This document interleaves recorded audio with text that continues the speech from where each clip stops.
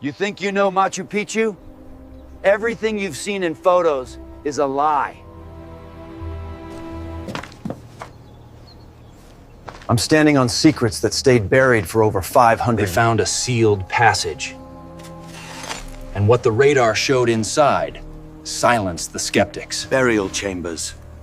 Precious metals. Perhaps the very founder of the empire. The real city is beneath your feet. And they still don't want you to know. The most repeated fact about Machu Picchu is an illusion. You look at those stone walls atop the mountains and think you're seeing the entire city. The photographs show green terraces, majestic temples, staircases climbing toward the sky. And you believe that is Machu Picchu. But it isn't. The real city is beneath your feet. And what archaeologists found there left even the most skeptical speechless. When civil engineer Kenneth Wright began excavations in Machu Picchu's main plaza in the 1990s, he expected to find what any professional would expect beneath an ancient construction. Perhaps some stones, perhaps pottery fragments. What he didn't expect was to dig nearly 3 meters down and discover an entire world that nobody knew existed. Beneath the visible surface were 3 distinct layers of engineering. The first, nearly 1 meter thick, was fertile soil carefully prepared for agriculture. Below it, a layer of white gravel made of granite chips. And even further below, a labyrinth of drainage channels that extended throughout the entire city like a circulatory system. Wright stood paralyzed before the discovery. 60% of all the construction effort at Machu Picchu was hidden underground. The city that the entire world admired was merely the tip of a stone iceberg. And here comes the most disturbing part. This underground system works perfectly to this day, 500 years after being abandoned. While our modern sewers clog after 2 heavy rains, the Inca channels continue draining the torrential Andean storms as if they had been built yesterday. Machu Picchu receives 2,000 millimeters of rain per year. That's 2.5 times more than Chicago, 2.5 times more than London. And yet, no terrace collapses, no wall gives way. The water simply disappears into the underground and reappears in the ceremonial fountains as if obeying a divine command. But the hydraulic system was just the beginning. In the 2000s, researchers began using technologies the Incas could never have imagined. And what they found made the archaeological community rewrite everything it thought it knew about this city. In 2011, a French engineer named David Crespi was touring Machu Picchu when he noticed something strange. At the base of one of the main temples, there was an opening that appeared to have been sealed with stones. It wasn't a normal wall. The stones were arranged differently, as if someone had blocked a passage. Crespi photographed the site and spent months trying to get the attention of Peruvian authorities. Nobody listened to him. Then he found Thierry Jamin, a French explorer who had dedicated decades to searching for lost Inca sites in the Amazon jungle. Jamin traveled to Machu Picchu and examined the opening personally.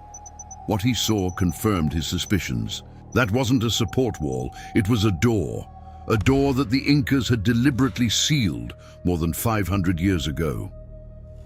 In March of 2012, after months of negotiation, Peru's Ministry of Culture authorized Jamin to perform electromagnetic scans at the site. No excavations, just radar waves penetrating the rock to see what was on the other side. The equipment was turned on, and what appeared on the screen made the technicians check 3 times whether the device was working correctly. Behind the sealed door was a staircase. The staircase descended into a rectangular chamber, and from that chamber, corridors led to at least a dozen cavities with human dimensions. The shape was unmistakable. They were tombs, but they weren't ordinary tombs.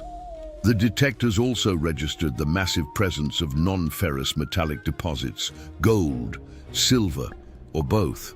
The engineers responsible for the scanning declared that the pattern was consistent with a classic pre-Columbian funerary chamber. And do you know what Jamin's theory was? That chamber could contain the mummy of Emperor Pachacutec, the very founder of Machu Picchu, the man who transformed a small Andean state into the largest empire in the Americas. No Inca emperor's mummy has ever been found. If Jamin was right, it would be the greatest archaeological discovery in Peru's history. In September of 2012, Peruvian authorities officially acknowledged the discovery. The data was solid, the cavities existed, the precious metals were there. Jamin requested permission to open the door and access the chambers, and then something strange happened. Permission was denied. The regional director of culture in Cusco launched a brutal campaign against the French explorer. Accusations, insults, false rumors circulated through the media. Jamin even received death threats. The door remains sealed to this day. No archaeologist has been allowed to see what lies on the other side. Tourists pass within meters of it every day without any idea that they are walking over what may be the largest undiscovered treasure on the American continent. But the secret door was just one of the anomalies. In 2021, a team of Polish researchers decided to use an even more advanced technology to study Machu Picchu. Drones equipped with LiDAR, a system that fires millions of laser pulses to create three-dimensional maps of the terrain. The advantage of LiDAR is that it ignores vegetation. Trees and shrubs simply disappear from the image, revealing what is hidden beneath them. The Poles focused their drones on Cachabamba, a ceremonial complex located less than 8 kilometers from the main citadel. The site was known, but the jungle made it impossible to study in detail. When the LiDAR data was processed, the team found something nobody expected. There were at least 12 completely unknown structures in the vicinity of the complex. Buildings that no archaeologist had documented in more than a century of research. And that wasn't all. The LiDAR also revealed a network of stone channels that ran partially underground, connecting ceremonial fountains to the river in the valley. The researchers created a hydrodynamic model to simulate how water flowed through these channels. They virtually poured water into the system and followed its path. The conclusion was surprising. Those channels were not built to provide drinking water. They were too narrow, too shallow. They would overflow with any significant volume. The water that passed through them served a purely ritual function. It was sacred. The Incas had built kilometers of underground infrastructure solely so that water would touch certain specific points on its way to the valley. Dominika Sieczkowska, the Polish archaeologist who led the project, was particularly intrigued by the residential structures discovered. They were much simpler than the temples in the center of the complex, built with less care, and the evidence suggested they were inhabited primarily by women. Objects related to weaving were found in previous excavations. In the Inca state, weaving was women's work. Those structures probably housed the women who tended to the purification rituals. Women that nobody knew existed until lasers penetrated the forest. And here comes the part that really changed everything. In 2022, European archaeologists announced they had found new platforms 4 meters below Machu Picchu's sacred plaza. 4 meters. This means that the city we see today was built upon the remains of an earlier city. Researchers believe that Machu Picchu went through several construction phases. What we admire now is just the last layer of a much older and more complex cake. But perhaps the most impressive discovery occurred not at Machu Picchu, but in the city of Cusco, the ancient Inca capital. In January of 2025, archaeologists Jorge Calero Flores and Mildred Fernandez Palomino called a press conference titled simply Chincana, the unveiling of a mystery. What they announced made historians re-evaluate centuries of assumptions about Inca civilization. Chincana is a Quechua word meaning labyrinth.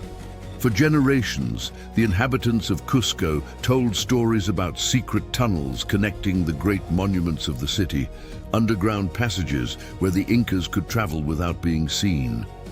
Most academics considered these stories folklore, legends without basis in reality. Calero and Fernandez proved the academics were wrong.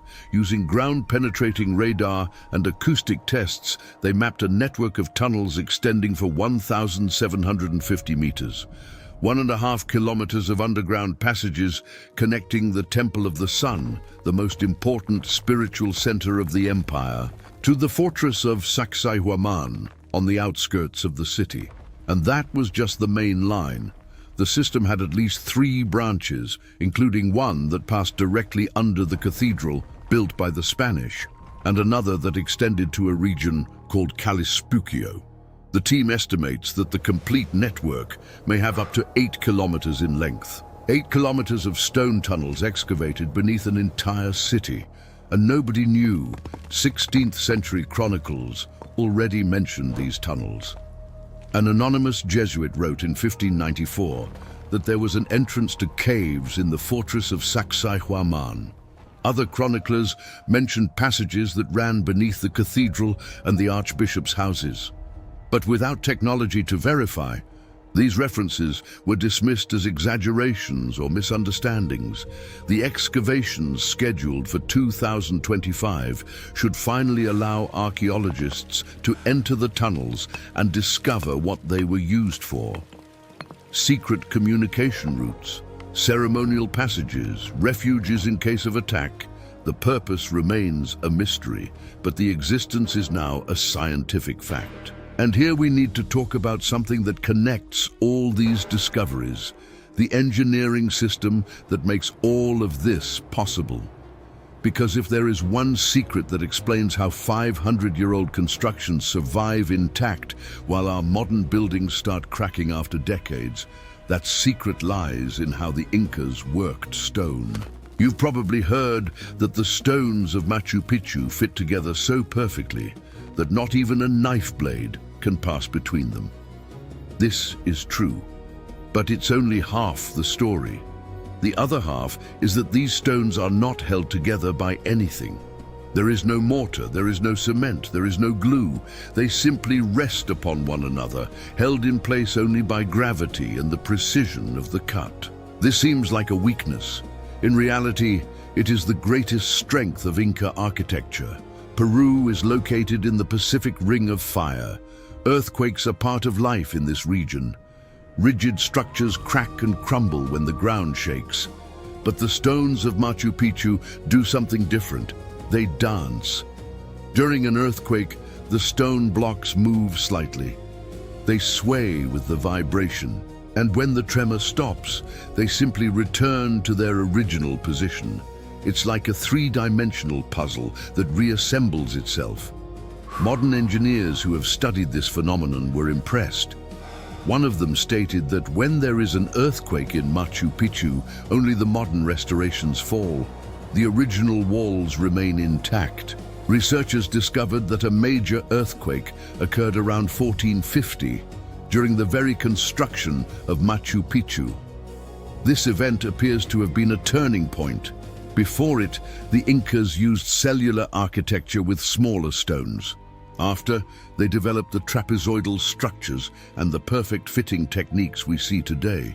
The earthquake taught the builders a lesson that they transformed into science. And this science was not only in the walls, it was underground, it was in the terraces, it was in every detail of the construction. Engineer Kenneth Wright calculated that 50 to 60% of all the work at Machu Picchu was dedicated to foundations and the drainage system, the invisible part, the part nobody would see. The Incas spent more energy on what was below than on what was above, and that is why the city still exists. Now think about the contrast. Our modern buildings spend most of the budget on the facade, on what people will see, on what will appear in photographs. The foundations receive the minimum necessary to pass inspections. And then we wonder why cracks appear after 20 years.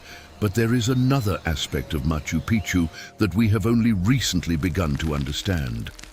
The city was not built only to house people. It was built to observe the sky, and the discoveries about its astronomical alignments are so precise that they defy conventional explanations.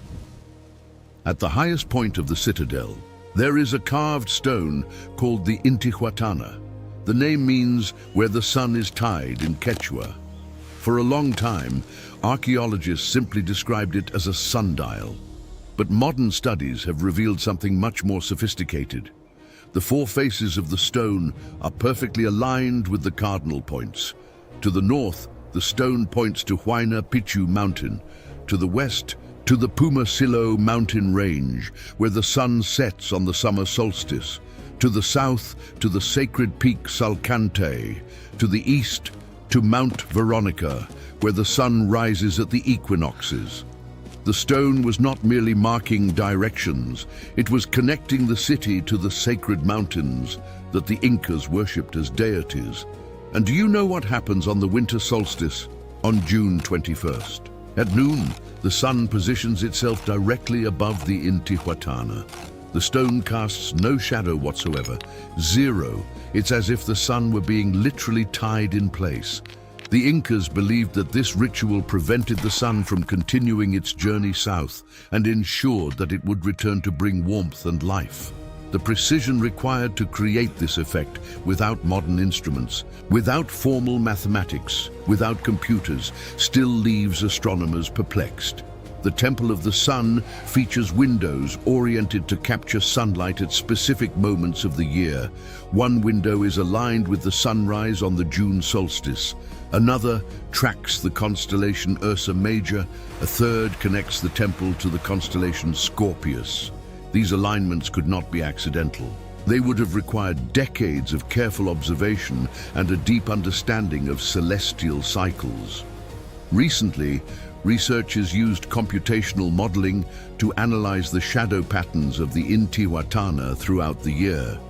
They discovered that the stone provides information about the time of day with a precision of 15 minutes throughout the entire year without adjustments. This is comparable to a modern clock carved in granite 500 years ago.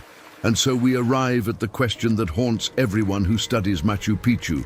Why was it abandoned?